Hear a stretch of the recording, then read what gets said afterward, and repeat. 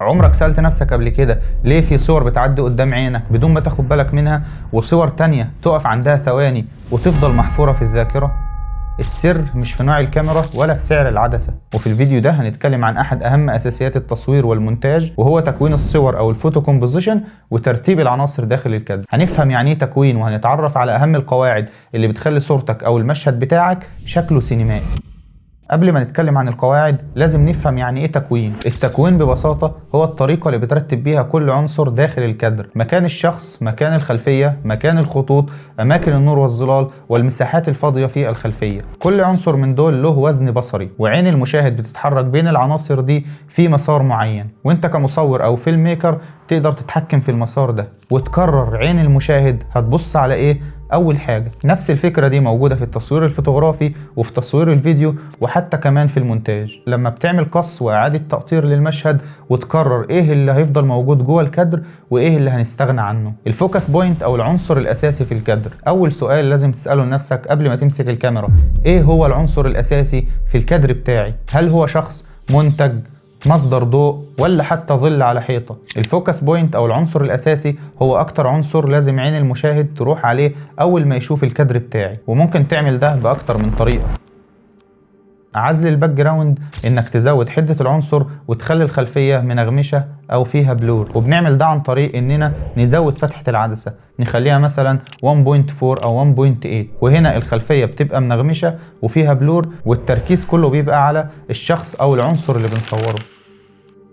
وكمان نقدر نميز العنصر الأساسي عن طريق الألوان، زي مثلا تغيير لون البالون للون الأحمر أجبرك إنك تبص عليه أول حاجة، وأصبحت هي العنصر الأساسي في الكادر، لون مختلف عن باقي العناصر في الكادر. وكذلك عن طريق المكان، يعني البالونة لو كان لونها أبيض زي ما هي كان التركيز هيبقى عليها لأنها خرجت عن السياق ومختلفة عن الباقي. وهنا الفوكس بوينت أو العنصر الأساسي هي قطعة الشيبسي المتكسرة، لأنها مختلفة عن الباقي فعينك هتروح عليها أول حاجة.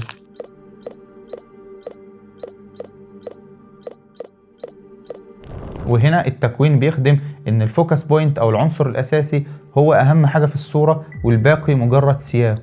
الرول اوف ثيرد او قاعدة التثليث، واحدة من اشهر وابسط قواعد التكوين. تخيل معايا كده ان الكادر متقسم 3 في 3، يعني 9 مربعات بخطين رأسيين وخطين افقيين. اماكن تقاطع الخطوط دي هي اكثر نقاط قوة ومريحة لعين المشاهد، فبدل ما تحط العنصر الاساسي دايما في نصف الكادر، جرب تحطه على احد نقاط التقاطع. في الكادر ده مثلا العنصر الاساسي هو الشجرة. في الصورة دي لو قسمنا الكادر ل9 مربعات بخطين افقيين وخطين رأسيين، هنلاقي الشجرة بالظبط على نقطتين من نقاط القوة. وكذلك الكادر متقسم ل3 أثلاث، يعني العشب أو الأرض واخدة تلت الكادر، والجبال مع الشجرة واخدة التلت التاني، والسماء واخدة التلت التالت. وبنستخدم الخطوط دي عشان نوزن ميل الصورة. وهنا لو رسمنا خطين رأسيين وخطين أفقيين هنلاقي المنارة بالظبط على نقطتين من نقاط القوة، وهنا هنلاقي الزجاجة محطوطة على نقطتين من نقاط القوة. وهنلاحظ ان الصورة متقسمة ل3 أتلات، تلت للطاولة الخشبية، وتلت للبحر، وتلت للجبال بالسماء. وهنا لو رسمنا خطين أفقيين وخطين رأسيين هنلاقي البنت محطوطة على نقطتين أساسيتين من نقاط القوة. في تكوين الصورة مكان الشخص في الكادر ممكن يغير إحساس المشاهد تماما. تعالوا نبص على الصورتين دول ونعرف ليه واحدة فيهم مريحة للعين والتانية لأ، وإزاي نطبق قاعدة الرول اوف ثيرد صح. هنا تكوين الصورة يعتبر غلط أو غير مريح للعين، لأن الشخص موجود في التلت اليمين وباصص أو بيتحرك ناحية اليمين. ده معناه ان المساحة اللي وراه اكبر بكتير من المساحة اللي قدامه. النتيجة عين المشاهد بتحس بخنقة وكأن الشخص هيخبط في حيطة او هيخرج بره الكادر فورا، مفيش مساحة للحركة. دلوقتي نشوف الصورة التانية. دي الصورة الصح، الشخص هنا موجود في التلت الشمال وباصص ناحية اليمين. السر هنا اننا سيبنا نيتيف سبيس او مساحة فاضية قدام الشخص في الاتجاه اللي هو باصص ومتحرك فيه. المساحة دي بتدي للصورة نفس وبتخلي عين المشاهد تمشي بشكل طبيعي مع اتجاه حركة الشخص وتتخيل المكان اللي هو رايحه. دايما خلي المساحة اللي قدام الشخص في اتجاه نظره أو حركته أكبر من المساحة اللي في ظهره. ده بيخلي الصورة متوازنة وسينمائية ومريحة للعين. وتقدر تطبق القاعدة دي بكل سهولة، لأن الرول اوف ثيرد أو الجريد دي موجودة في معظم الكاميرات والموبايلات، ممكن تستخدمه بسهولة جدا. وأيضا له استخدام مهم إنك تحافظ على توازن الصورة، ما تكونش مايلة يمين أو شمال أو فوق أو تحت. الليدنج لاينز أو الخطوط القائدة. أي خط في الصورة يقدر يشتغل كمرشد يوجه عين المشاهد على العنصر الأساسي. هنا هنلاحظ إن الكوبري بيرسم لنا خطوط بتوجه عين المشاهد نحو القمر اللي هو العنصر الأساسي في الصورة، وكذلك هنا الخطوط عن طريق المبنى والظل بتوجه عين المشاهد نحو الشخص اللي في الصورة. وهنا سكة القطر مع الكوبري بترسم خطوط مستقيمة نحو القطار اللي هو العنصر الأساسي في الصورة. وهنا الأرض بترسم خطوط نحو الشجرة اللي هي العنصر الأساسي في الصورة. الذكاء هنا إنك تستغل الخطوط دي وتخليها توجه عين المشاهد نحو العنصر الأساسي. الفور جراوند والميد جراوند والباك جراوند، العمق والطبقات. الصورة المسطحة العين بتمل منها، عشان تحس إن الصورة بتتنفس لازم يكون فيها طبقات. فور جراوند مقدمة، ميد جراوند العنصر الأساسي، باك جراوند الخلفية. يعني ايه الكلام ده؟ جرب تحط عنصر قريب من الكاميرا جدا، ممكن يكون مبهم، وبعدين العنصر الأساسي في النص وخلفه عناصر أبعد في الخلفية. لو بصينا على الصورة دي هنلاقي متقسمة لثلاث طبقات. الشخص الأولاني الفور جراوند، والشخص الثاني اللي هو العنصر الأساسي في الصورة، والباك جراوند فيها عناصر مختلفة، فور جراوند، ميد جراوند، باك جراوند. وده بيدي إحساس بالعمق في الصورة. وهنلاحظ الفرق ده لو عزلنا الشخص الأولاني، أصبحت الصورة أقل عمق. ولو لاحظنا المصور هنا مستخدم قاعدة التثليث، يعني لو قسمنا الكادر خطين رأسيين وخطين أفقيين هنلاقي إن الشخص أو العنصر الأساسي محطوط على نقطتين من نقاط القوة، فممكن نستخدم أكتر من قاعدة في نفس الصورة، وده اللي بيدي للصورة طابع سينمائي.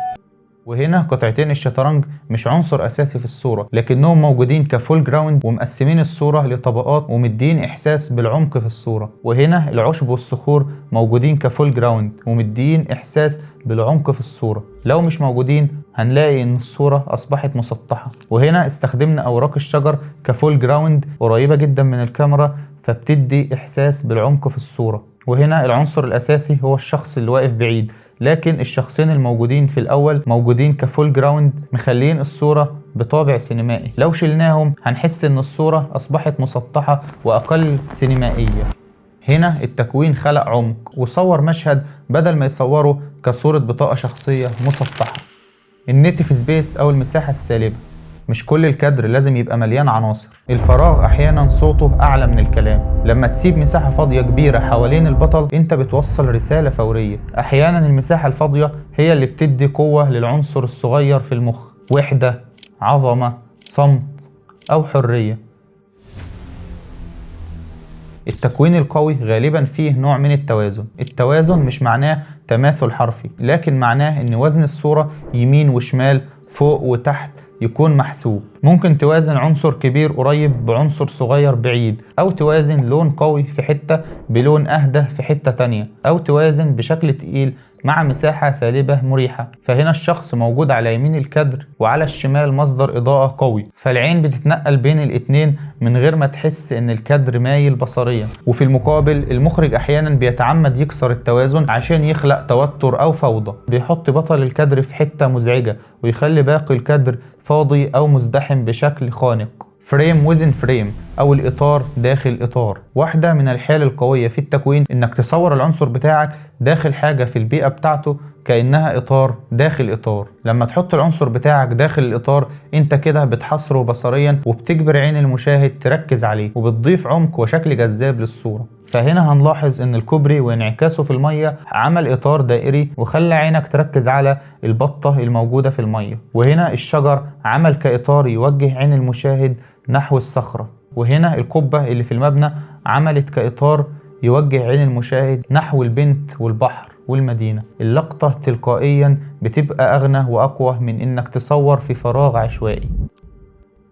مصورين كتير بيركزوا على العنصر الأساسي ويهملوا الباك جراوند. الخلفية لو فيها زحمة، عناصر كتير، ألوان كتير، هتسرق عين المشاهد من العنصر الأساسي. دورك إنك تنظف الكادر، تغير زاوية التصوير، تقرب أو تبعد عشان تشيل عنصر مزعج موجود في الخلفية. كل ما الباك جراوند كانت بسيطة وأهدى كل ما العنصر الأساسي أخد حقه في الصورة. وده بينقلنا للنقطة اللي بعدها، وهي إن التكوين ممكن يكون في المونتاج مش بس وقت التصوير. التكوين مش بيخلص أول ما تدوس ريك وتاخد اللقطة. في المونتاج عندك فرصة تانية تعيد تشكيل الكادر، تقدر تعمل ريفريمينج وتقص جزء من الصورة عشان العنصر الأساسي يبقى في مكان أقوى داخل الكادر. كل اللي قلناه لحد دلوقتي عبارة عن أدوات مش مطلوب منك تمشي وراها حرفيا طول الوقت، لكن مطلوب تبقى فاهمها. بعد ما تتقن القواعد تقدر تكسرها عن وعي، تصور العنصر بتاعك في نص الكادر بشكل خانق عشان تحسس المشاهد بضيق أو حصار، تعمل كادر مائل عشان تعبر عن خوف أو فوضى، تسيب الخلفية زحمة ومشتتة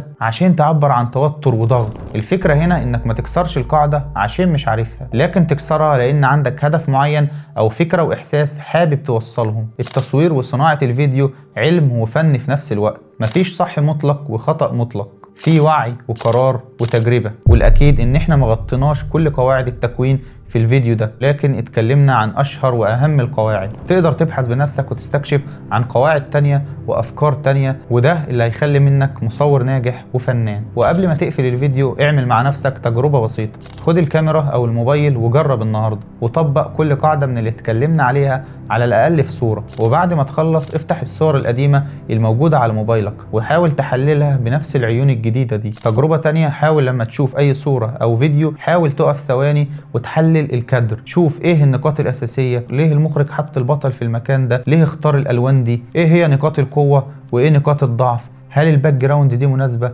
كل ما عليك انك تتدرب اكتر على التكوين وتحاول تحلل اي صورة او مشهد قدامك. جرب واغلط، ومع الوقت هتتطور اكتر واكتر، وسيب بصمتك في كل كادر تطلعه. وشكرا للمشاهدة، سلام.